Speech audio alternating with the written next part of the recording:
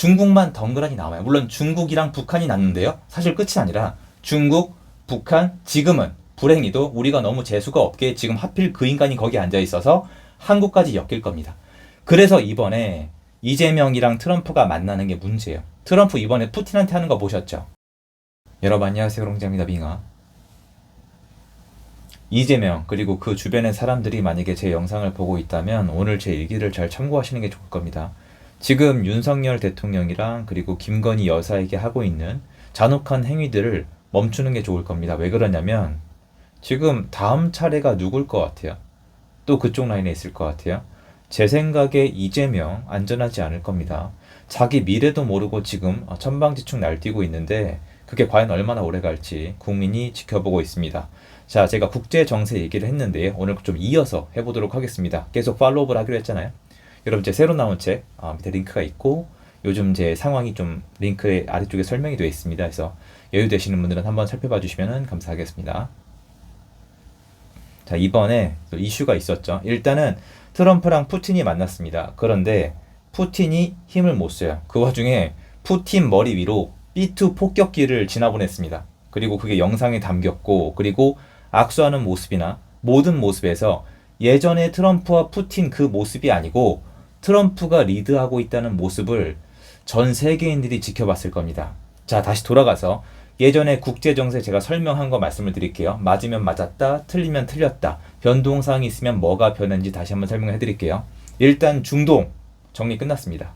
이란의 B2로 폭격한 거 있잖아요. 근데 제가 역시 영상을 올린 다음에 피드백을 봐야 되는 게 그게 뭐 그렇게 대단하냐? 응? 중동 쪽에 이란 조그만 국가에다가 미사일 쏜 게 뭐가 중요하냐고 하시는데 제가 수차례 설명드렸지만 역대 대통령이 못한 일이에요. 왜 그러냐면은 밑에 해협을 막을 수도 있고 그리고 석유값이 폭등을 할 수도 있고 중국이 개입할 수도 있고 중동에 믿을 만한 국가가 많지 않았기 때문에 미국 역대 대통령이 못하던 일이에요.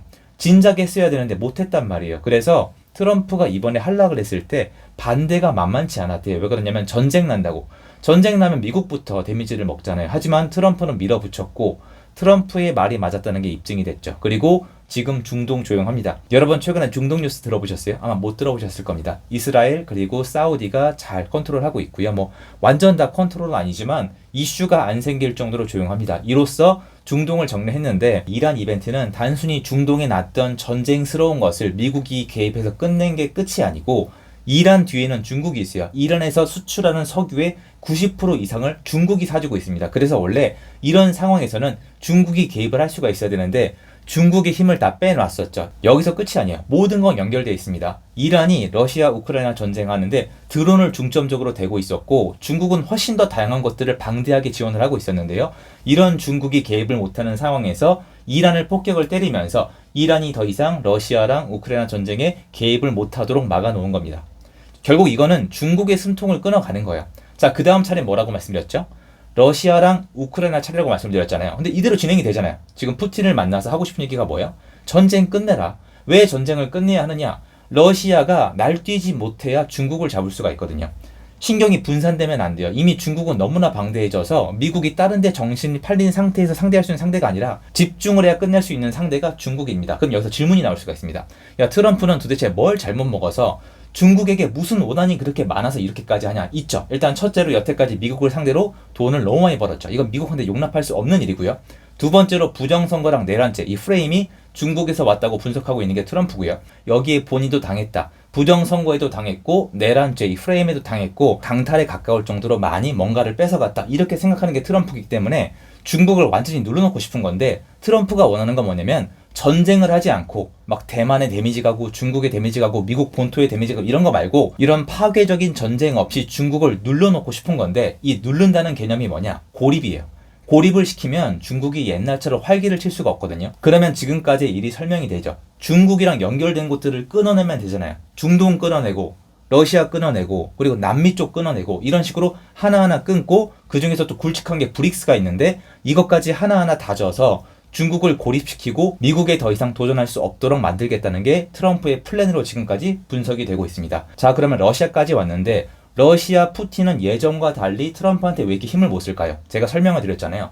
러시아가 인질로 잡고 있는 건 다른 게 아니라 유럽이에요. 유럽에 에너지를 주로 수출하는데요. 미국이 이번에 뭘 제안했냐? 유럽한테 방위비를 올려서 러시아에 맞설 준비를 하고 너네가 만약 최악의 경우가 생기면 미국이 개입을 할 건데 못 믿겠다면 직접 보여준다. 그래서 B2를 띄워서 이란을 쳤고요. 그리고 관세 협상 과정을 통해서 에너지를 러시아한테만 의존하지 말고 미국이랑 분산을 하든 미국 에너지를 사갈 것을 협상 조건으로 걸었습니다. 결국 그렇게 됐죠. 그러면 러시아는 볼모로 잡고 있던 유럽이 점점 멀어지고 있고 나토의 방위비가 올라가면서 점점 그쪽을 군사 쪽으로 압박하는 것도 어려워지기 때문에 사방이 막혀가고 있고요. 러시아가 마지막으로 믿을 수 있는 데는 중국입니다. 이런 러시아한테 마지막 믿을 수 있는 보루가 중국이고요. 거꾸로 중국한테도 마지막 믿을 수 있는 게 러시아인데요. 이런 러시아를 압박해서 고립시키면 끝나는 겁니다. 그리고 이 증거로 북한이 러시아한테 사람을 팔고 있죠. 군인을 팔고 있습니다.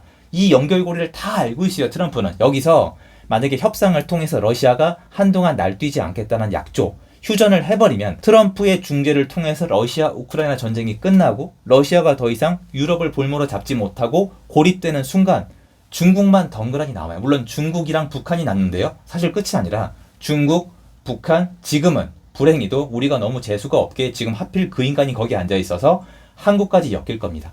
그래서 이번에 이재명이랑 트럼프가 만나는 게 문제예요. 트럼프 이번에 푸틴한테 하는 거 보셨죠? 이재명 취급이나 할까요? 정상회담이라고 생각하지도 않을 거고요. 지금 트럼프가 지금 해온 일의 연결고리에 여기 지금 달려 있어요. 그래서 요번에 제가 좀 주변을 알아보니까 이렇게 분석을 하고 있더라고요. 이번에 왜 이승만 대통령 이후로 최초로 미국 가기 이전에 일본을 들리는가? 약간 이런 느낌이에요. 한미일 3자 이 협력 관계를 강화시키겠다. 말 같지도 않은 개소리죠. 왜냐면 문재인 때 반일했잖아요. 그런데 보여주고 싶은 게 뭐냐면 또 쇼질이에요. 우리는 문재인이랑 다르다. 우린 반일하지 않는다. 친미하고 있는 일본이랑 잘 지낼 준비가 됐고 3자 협력을 통해서 태평양의 안전을 지킬 준비가 돼 있다는 쇼지를 하기 위해서 그리고 아마 부탁해가지고 미국한테 전화 한 통 넣어달라 이런 거 하려고 먼저 간다고 합니다. 25일날 트럼프를 만나는데 그 전에 23, 24 이런 쪽으로 빼가지고 일본을 먼저 만나고 건너가는 건데 이게 과연 트럼프한테 통할까요? 트럼프는 다 지금 알고 있습니다. 왜 그러냐? 모스탄 대사님, 고드창 박사 지금까지 그쪽 지지하는 사람, 그쪽 채널, 그쪽 언론에서 막 정신병자, 이상한 사람, 선동론자, 부정선거론자, 음모론자 이런 쪽으로 몰아서 미치광이 취급했던 사람들이 실제로 알고 보면 놀랍게도 지금 이 세상에서 놀랍게도 이 사람들이 진짜예요. 이 사람들이 진짜 트럼프랑 연줄이 있어요. 한국 이번에 관세 협상할 때 보셨죠? 트럼프랑 연줄 하나 없어가지고 여태까지 괴롭혔던 재벌 총수들 데려가가지고 그 앞에 총바지로 써가지고 협상하는 거 보셨어요?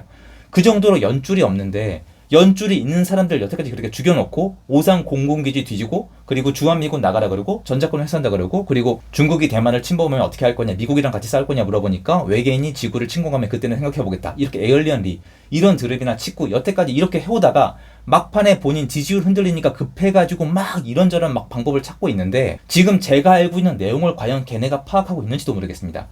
국제 세계 정세가 이렇게 가고 있고 세계 질서가 이렇게 다시 잡히고 있는데 아무것도 모르고 눈 감고 귀 막고 전부 다 가린 다음에 자기들끼리만 모여서 잘하고 있다 그러면서 한국을 침몰시키고 있는데 이게 어떻게 안 답답합니까? 하지만 이번에 보셨죠? 트럼프랑 푸틴 보셨죠? 이재명 얼마 안 남았습니다. 운명의 시간이 다가오고 있어요. 그리고 트럼프한테 듣고 온 거 이 사람 만족시키기 위해서 돌아오면은 정청래가 기다리고 있을 거고요. 그리고 트럼프랑 사이좋게 지내려고 그러면 시진핑이랑 김정은이 기다리고 있을 겁니다. 김여정이라고 해야 될까요? 그러니까 앞뒤가 막힌 거예요. 왜 이렇게 앞뒤가 막힌지 알아요? 정당성이 없어요.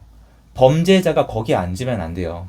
문제가 있는 사람이 약점이 잡힌 사람이 거기에 앉으면 안 돼요. 그리고 여태까지 그 수많은 말도 안 되는 그 과정들을 겪고 거기에 앉았다는 건 청구서가 날라올 수밖에 없다는 건데 수많은 약점과 수많은 안 좋은 네트워크가 여전히 살아있다는 건데 이게 다 약점으로 돌아오면서 한국 국익을 다 해치고 있는 건데요. 이거 트럼프 다 알고 있을 겁니다. 그럼 가만둘까요? 일단 이번에 만나서 한국 완전히 강탈에 가까울 정도로 베껴 먹을 거고 우리는 언론 통해 가지고 완전 세뇌당할 거고 우리 뺏긴 거 아니다 잘한 거다 트럼프가 나쁜 거다 그런 과정에서 트럼프는 아마 결정을 할 거예요. 이거 한국을 포기할 수는 없지만 이건 다음 주 영상을 다룰게요. 미국이 필요한 걸 많이 갖고 있거든요. 한국을 버릴 수는 없지만 얘는 안 되겠다. 얘는 도려내야 되겠다라고 생각을 할 겁니다. 그러면 한국에 누가 있는지 보겠죠. 그래서 지금 우리가 중요한 거예요. 어떤 목소리를 내냐, 얼마나 뭉치냐, 한국에 친미할 수 있는 사람이 누가 있냐 이런 거를 미리 준비를 해놔야 때가 왔을 때 힘을 뭉쳐서 뜻을 보여줄 수가 있는 건데 지금 여기저기 뿔뿔이 흩어져 있으면 안 됩니다. 여러분 혼자 아니시니까 목소리 내주시고요. 저도 있고요. 보이든 안 보이든 제 할 일을 할 겁니다. 그러니까 그렇게 오래 안 남은 것 같아요. 여러분 제가 봤을 때 지금 얘네 하는 거 보니까 생각보다 너무 허접하거든요. 그러니까 목소리 내주시고요. 응원 부탁드리고요. 저도 여러분 응원하고요. 좋은 하루 되시고요. 제 영상 여기까지입니다. 감사합니다.